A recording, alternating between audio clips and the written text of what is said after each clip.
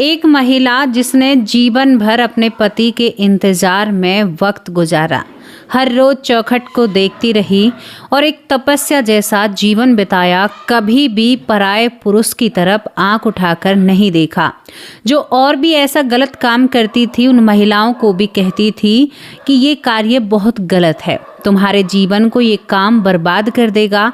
अगर तुम अब अपने आप को बदलने में कामयाब रही ना तो तुम्हारा जीवन बहुत अच्छा हो जाएगा। लेकिन दोस्तों यहाँ पर एक बात बहुत हैरान करने वाली है। ये महिला मरने से पहले ये कहती है कि मैं मरने वाली हूँ और अपने आप जो मरने के बाद स्नान होता है ये जीते जी उस स्नान को करती है और इसके प्राण इसके मन मुताबिक इसके शरीर से निकलते हैं। अब क्या ऐसा हो सकता है? आप लोगों को बहुत सारी घटनाएं मैंने बताई हैं और बहुत सारी घटनाओं में ऐसा हुआ है, लेकिन ये महिला दोबारा आकर भी साक्ष्य देती है और कहती है कि मेरे लिए ना चांदी का रथ आया है और जिसमें मैं बैठकर गई हूँ। आज का युग, आज के बच्चे, आज की जनरेशन जो इस बात को बिल्कुल भी स्वीकार नहीं कर सकती। मैं समझ सकती हूँ क्योंकि उन्होंने माहौल और वातावरण ही ऐसा देखा है कि वो ऐसी बातों को स्वीकार नहीं कर सकते। लेकिन मैं आप लोगों से कहना चाहती हूँ कि हम किसी दूसरी दुनिया के नहीं हैं और हमारी उम्र भी ज़्यादा नहीं है जब हम इस बात को यकीन कर रहे हैं और समझ रहे हैं, क्योंकि हमारा शास्त्र, हमारे वेद और हमारा ग्रंथ कभी भी झूठ नहीं बोलता है। ये आपकी मानसिकता है कि आप उसे कितना पकड़ सकते हो। यहाँ पर गंदगी हर जगह है, लेकिन उसे साफ कौन कर रहा है और उसका भागी कौन बन रहा है या उस गंदगी को कौन कर रहा है, ये निर्धारित होता है उनके कर्मों पर। आप कौन से कर्म में हैं और कौन सी जगह पर हैं। चलिए एक नई यात्रा पर आपको लेकर चलती हूँ, एक नई समझदारी भरी बातें करते हैं और जो बातें शायद हमारे जीवन को बदलने में कामयाब होती हैं। इस घटना को जानने के लिए आपको हमारे साथ मुजफ्फरनगर के पास एक सालाखेड़ी गांव होता है, सालाखेड़ी नाम का गांव होता है, जिसमें दोस्तों एक सौंदई नाम की लड़की होती है। सौंदई 3 भाइयों की बहन थी, 3 भाई और चौथी सौंदई होती है। और सौंदई के जो माँ बाप होते हैं, यहाँ पर 4 बच्चे होने के बाद, पुरानी बातें आपको बता रही हूँ, फिर इनको संतान नहीं होती है। मैं उस जमाने की बात कर रही हूँ जब एक महिला 8-8, 9-9 बच्चे किया करती थी या 10 बच्चों का आंकड़ा भी पार कर दिया करती थी, चाहे कोई भी महिला हो। अब यहाँ पर यही सब कुछ होता है। सौंदई धीरे धीरे भाइयों के सामने देखती है, पलती है, बड़ी होती है। दोस्तों यहाँ पर सौंदई के जो पिता होते हैं, सौंदई के पिता 3 बेटों का बहुत गुमान किया करते थे, यानी मेरी 3 संतानें हैं। अब सौंदई का पिता जो होता है एक बार श्री गोवर्धन महाराज की परिक्रमा करने के लिए जाता है। गोवर्धन महाराज की परिक्रमा करने के लिए जब ये जाता है तो वहां पर भी एक घमंड जो होता है 2 बेटों के साथ जाता है, जिनमें से एक बेटा 16 साल का था और एक बेटा करीबन 14 साल का था। यानी तीनों जने ये गोवर्धन भगवान की परिक्रमा करते हैं। यहाँ पर कई राज की बातें हैं जो आपको बहुत कुछ यानी सिखा कर जाएंगे। अब यहाँ पर सौंदई के जो पिता होते हैं वहां पर कि एक संत से शायद उन्होंने कोई नशा कर रखा था या कुछ भी था, वहां पर थोड़ी सी लड़ाई हो जाती है। लड़ाई के दौरान यहाँ पर सौंदई के जो पिता होते हैं उस संत पर हाथ उठा देते हैं। हाथ इस कदर से उठता है कि लड़ाई होती है और हाथ उठता है, संत का कोई भी नहीं था, ये उसे पीट कर अपने घर आ जाते हैं। यानी भगवान के तीर्थ करने के लिए गए और वहां पर भी ऐसा काम कर आ गए। घर आकर शांति से रहने लगते हैं, लेकिन तभी कुछ लोग जो गाँव के होते हैं वो जाते हैं और वहाँ पर उस संत को देखते हैं तो कहते हैं कि तुमने बहुत बुरा किया है। वो संत मरने योग्य हो गया है और उसका जीवन शायद अब नहीं बच पाएगा, तुमने ऐसा क्यों किया। अब उस जमाने में ज़्यादातर ऐसी चीज़ों पर कार्रवाई नहीं थी। यहाँ पर वो संत एकदम नहीं मरता है, धीरे धीरे करीबन 6 से 7 महीने में वो तड़प तड़प कर मरता है। उसको कोई ऐसी चोट लग जाती है। अब ना ही तो जब वो पुलिस में कोई कार्रवाई नहीं चाहता, उसका कोई भी नहीं है, तो वो उसी लड़ाई की वजह से, क्योंकि उसमें शायद कोई ऐसी चोट लग चुकी थी, जो 8-9 महीने बाद यहाँ पर वो संत इस दुनिया से चला जाता है। जब वो संत इस दुनिया से चला जाता है तो ये बातें गांव के लोगों को पता चल जाती है, वहाँ पर कोई गया था। इन बातों को सौंदई के जो पिता होते हैं वो नहीं मानते हैं कि मैं नहीं मानता, ऐसा कुछ होता है। लोगों पर यहाँ पर परिवार फल फूल रहा था, परिवार में दिन रोज खुशी आ रही थी। लेकिन जब उस संत की मृत्यु होती है, उसके कुछ दिन बाद इस परिवार का बड़ा बेटा एक दिन खेतों में मृत पाया जाता है। अब ये किसी को नहीं पता उसे किसने मारा है। यहाँ पर दोस्तों दूसरी बात जब होती है, दूसरा बेटा जो उस लड़ाई में शामिल था, दूसरा बेटा एक बीमारी जो चेचक बीमारी होती है, उस बीमारी के चलते इस दुनिया से चला जाता है। सौंदर्य के पिता फादर साहब जो माथे पर हाथ रखकर रोते हैं, कहते हैं कि भगवान मैंने तुम्हारा क्या बिगाड़ा है। अब मैं इस घटना को आपको बता रही हूँ, तब तो आपको पता चल रहा है कि उसने किसी का क्या बिगाड़ा है और उसके साथ क्या चल रहा है। करनी का फल तो यहीं भोगोगे ना भाई, कहीं और थोड़े ही जाओगे। और तुम्हारी आंखों के सामने होता है, हमारी आंखों के सामने होता है, लेकिन हम उसे समझ नहीं पाते हैं। यहाँ पर दो जवान बेटे 16-17 साल की उम्र में, पहले लड़के को जवान माना जाता था, आज भले ही हम उसे बच्चा कह दें। यहाँ पर दोनों बेटे चले जाते हैं। तीसरे बेटे की बारी होती है।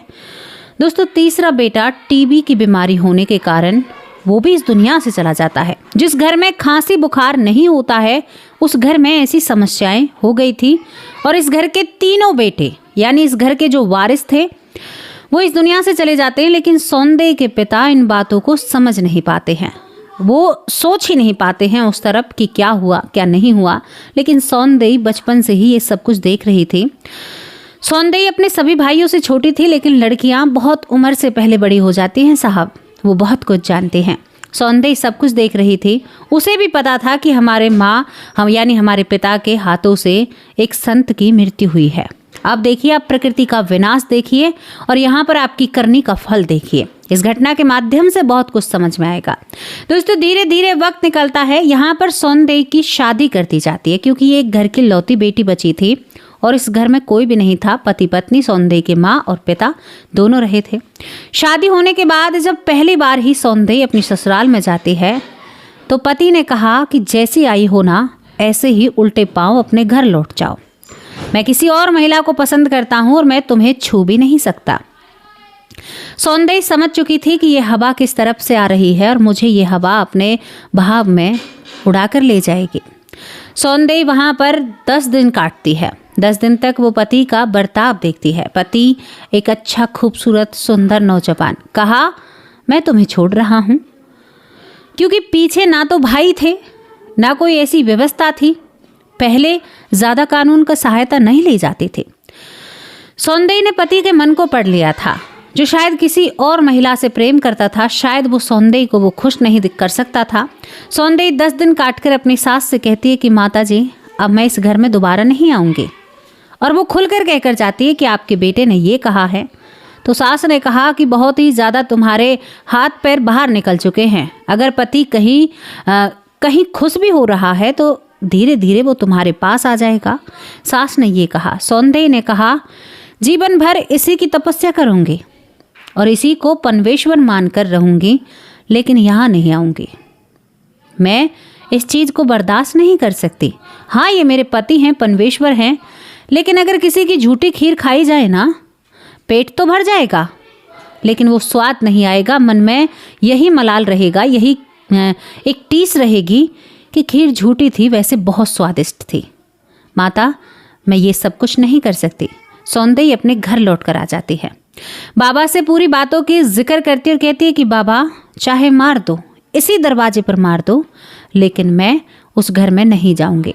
जब मेरा पति मुझे चाहता नहीं है, मेरा पति, बाबा ने भी यही शब्द कहा। बेटी, धीरे धीरे वक्त हर घाव भर देता है, तुम चिंता मत करो, तुम्हें वो अपना लेगा। बेटी ने कहा, ना तो मेरे भाई हैं, आपकी सेवा करते करते इस चौखट पर मर जाऊंगी, लेकिन उस घर कभी नहीं जाऊंगी। बेटी का घर टूट चुका था। कुछ दिन और वक्त बीतता है, कई पंचायतें होती हैं, लेकिन जब लड़की ने साफ मना कर दिया तो पंचायतें क्या करेंगे। कुछ दिन के बाद सौंदर्य को पता चलता है कि उसकी माँ को भी वही टीबी है जो भाई को थे। माँ उस टीबी के चलते इस दुनिया से चली जाती है।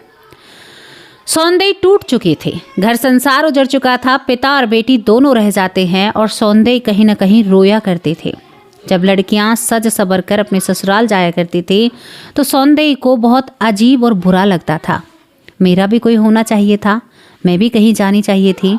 अब सौंदई भगवान का सहारा लेती है। बहुत ही सुंदर घटना आपको बता रही हूँ, ध्यान से सुनना दोस्तों। यहाँ पर सौंदई भगवान का सहारा लेती है और हमेशा भगवान का नाम जाप करती है, महादेव को मानती है।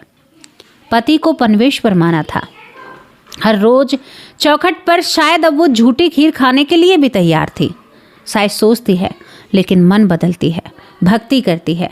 चारों तरफ और महिलाएं होती हैं, सभी उसे भुआ भुआ कहकर पुकारने लगी थी, क्योंकि गांव में वो ऐसी लड़की थी जो कहीं जाती नहीं है। धीरे धीरे वक्त बीतता है। पिता बीमार होते हैं। बीमार होने के साथ पिता को लकवा होता है। लकवा होने के साथ पिता खाट में सड़ने लगता है। बेटी बहुत कोशिश करती है, उसकी सेवा करती है, लेकिन बेटी पिता से कहती है उस वक्त, क्योंकि यहाँ पर सौंदई का पिता जब खाट में रहता है ना, लकवा ग्रसित होकर, अब इतने बड़े बड़े अस्पताल नहीं थे जैसे अब हैं। ये बात मैं आपको यहाँ पर बता रही हूँ। जब पिता को कमर जैसे लग नहीं जाती है चारपाई पर, पहले बेड नहीं थे, चारपाई थी लकड़ी की, तो घाव हो जाता है और उस घाव में भी कीड़े पड़ जाते हैं। जब कीड़े पड़ते हैं तो बेटी उन कीड़ों को निकाला करती थी, पिता को साफ किया करती थी, हर उस अंग को देखा करती थी जो शायद बेटी को नहीं देखना चाहिए था। पिता कहता है, बेटी कोई ऐसे पाप तो मैंने नहीं किए, मैं कितना अभागा हूँ जो मेरी बेटी मुझे देख रही है।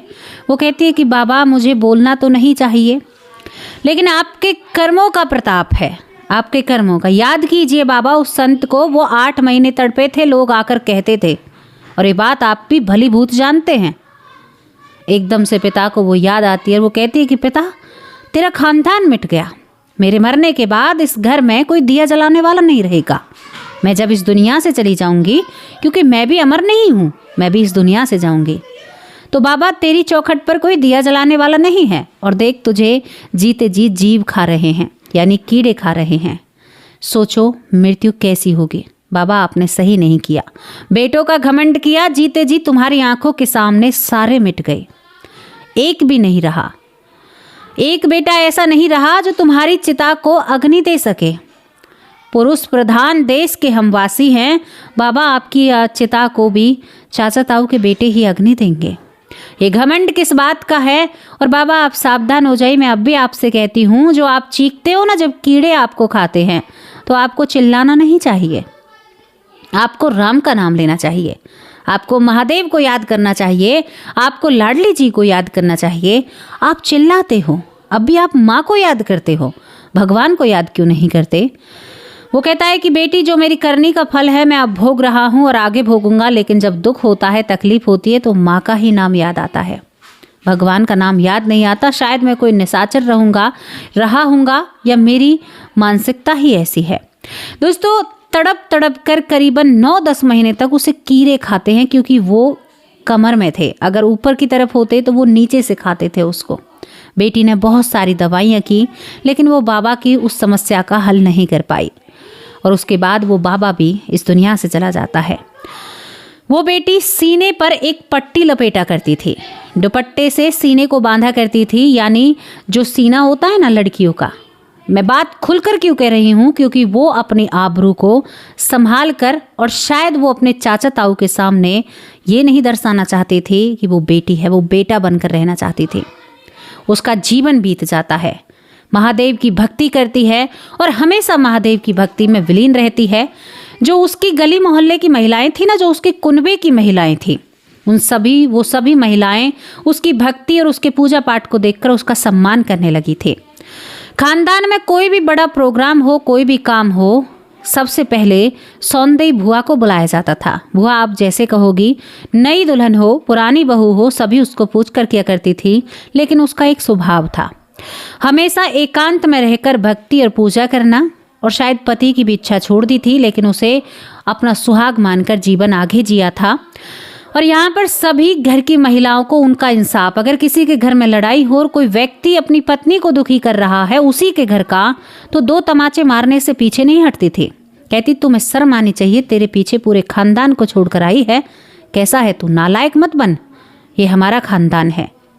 भगवान सब देखते हैं, एक नारी के ऊपर अत्याचार करोगे तो भोगोगे तुम। देखो मेरे बाबा ने क्या भोगा। उसने उस पूरे परिवार को बिल्कुल धार्मिक बना दिया था। बच्चे भी भगवान के नाम में रुचि रखते थे। और एक और बात बताऊं आपको, रात के वक्त खानदान के जितने भी बच्चे थे ना, सभी सौंदई बुआ के पास रहा करते थे। वो अपने पिता की कहानी, अपने घर की कहानी उन बच्चों को सुनाया करती थी कि ऐसा मत करना वरना तुम्हारी जिंदगी में ऐसा हो जाएगा। दोस्तों धीरे धीरे वक्त बीतता है, सौंदई बुजुर्ग हो जाती है। अब सौंदई खाट पकड़ लेती है।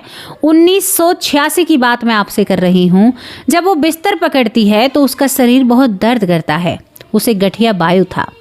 उसका शरीर जब दर्द करता है तो सभी यहाँ पर महिलाएं कहती हैं, वो लंबे लंबे सांस नहीं लेते हैं जब लोग इंतजार करते हैं कि अब सांस गया, अब ये जीवित नहीं रहेगी, यानी इंतजार करते हैं कि एक सांस है या 2 सांस है, अब ये बचेगी नहीं, मतलब अब की बार सांस आ रहा है फिर नहीं आएगा। इस तरह से सभी खानदान के लोग जितने भी होते हैं आसपास बैठे हुए होते हैं, इंतज़ार करते हैं। घर की नई नवेली दुल्हनें रोने लगती हैं कि बुआ तो बहुत अच्छी थी, बहुत प्यारी थी, लेकिन सभी फिर आपस में बैठकर जिक्र करते हैं, कहते हैं कि इसने तो कोई बुरा भी नहीं किया, हमेशा अपने पथ पर चली, भक्ति भाव करी, पूजा पाठ करी, महादेव को बहुत माना, पूजा, फिर इसको इतना कष्ट क्यों है। चलो पिता की तो ये कहा करती थी कि उसने एक संत को मारा था, लेकिन इसको इतना पाप क्यों। दोस्तों यहाँ पर सौंदई 8 दिन तक बेहोशी की हालत में रहती है। 8 दिन तक उसके मुंह में पानी तक भी नहीं जाता है। 8 दिन छोटी या मोटी बात नहीं है कि भाई 1 घंटे इंसान या 1 दिन में इंसान बिल्कुल बावला हो जाता है बिना पानी के लिए। यहाँ पर खानदान भी वेट करता है, हार चुके थे कि ये नहीं मरेगी, इसको पता नहीं कौन से पाप ऐसे कर रहे हैं। तभी एक दिन होता है, 8वें दिन सौंदई बिल्कुल खांस कर बैठी हो जाती है।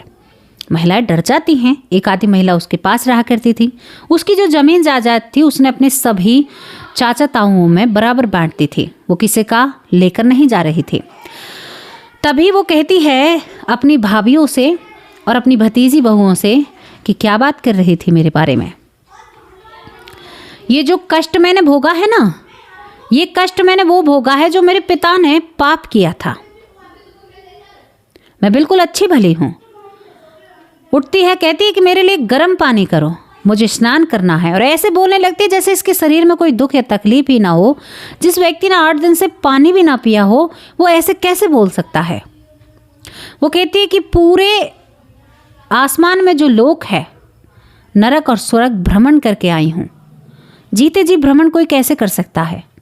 कराहती थी वो, आंखें बंद थी, सबने 1 मिनट के लिए भी सांसें बंद नहीं हुई थी, तो जीते जी कैसे वो भ्रमण करके आ सकती है। सारे घर के हैरान हो जाते हैं। अपने लिए गर्म पानी कराती और कहती है कि आज शाम को मैं चली जाऊंगी, आज शाम को चली जाऊंगी, लेकिन मेरी अंतिम यात्रा जो मुझे दाग देना है, यानी मुझे चिता के यानी अग्नि में विलीन करना है, वो कल करना और मुझे धूमधाम से विदा करना, क्योंकि मैंने किसी का लिया नहीं है और मैंने पाया ही है। मैं दोनों लोगों को देख कर आई हूँ, लोकों को यानी नरकलोक और स्वर्गलोक।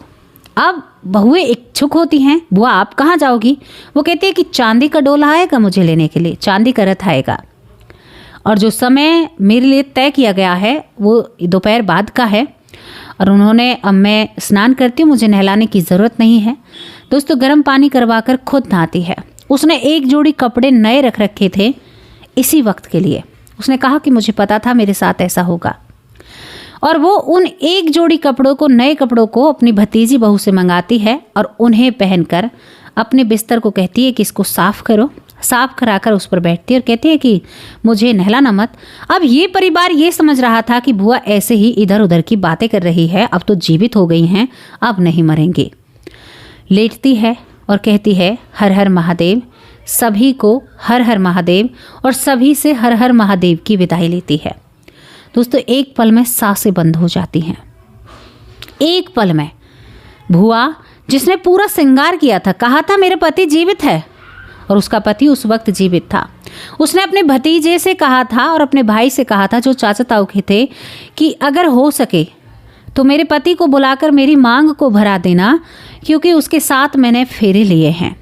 ये मेरा कर्तव्य है, मैं सुहागन यहाँ से जाना चाहती हूँ, और उससे कह देना कि मेरी मांग भर जाए। मेरी जब चिता जले तो मैं भरी हुई मांग से जाना चाहती हूँ, वो भी अपने पति के हाथों से। दोस्तों पहल के दिन ही यहाँ पर वो संदेश भिजवा देती है, ये बात मैं बताना भूल गई। संदेश भिजवा देती है और उसके बाद वो मर जाती है। दूसरे दिन वो पति आता है, तभी तो कहा था कि एक दिन आने में लग जाएगा। वहाँ खबर जब पहुँचती है तो वो पति आता है। उसने अपनी पत्नी के चर्चे सुने थे, लेकिन वो शर्मिंदा था कि देवी जैसी पत्नी को छोड़ दिया, उसकी आने की हिम्मत नहीं हुई। लेकिन जब उसने सुनी कि मेरी पत्नी सौंदे की आखिरी इच्छा है, तो वो अपनी पत्नी की मांग भरने के लिए आता है। और जब वो मांग भरता है तो बहुत रोता है और अपनी पत्नी के चरण छूकर कहता है कि तू सच में ही कोई देवी का अवतार है। तू देवी है, जो तुझे इतना ज्ञान है और तेरे अंदर इतनी सहनशीलता और तेरे अंदर इतनी अच्छी भावनाएं, एक साधारण इंसान ऐसा नहीं कर सकता। पूरा गांव यहाँ पर उसका डोला निकालता है, यानी उसे रोकर कोई विदा नहीं करता। हाँ, भतीजी बहू भतीजी रो रहे थे कि हमारी बुआ बहुत अच्छी थी, बहुत प्यारी थी हमारी बुआ, लेकिन पूरा गांव उसे देवी की तरह मानता है। दोस्तों उनकी एक समाधि भी बनाई गई थी, लेकिन किसी कारण बस वो समाधि अब नहीं रही है, लेकिन पूरा गांव उसे मानता है क्योंकि उनके कुछ लोग शहर जाते हैं। कुछ ऐसा ही हो जाता है, कभी कभी हम किसी चीज़ को कर कर भूल जाते हैं। यहाँ पर सौंदे इस दुनिया से चली जाती है, धूमधाम से उसे विदा किया जाता है। और ये थी वो घटना जहाँ पर जीते जी एक महिला खुद स्नान करती है।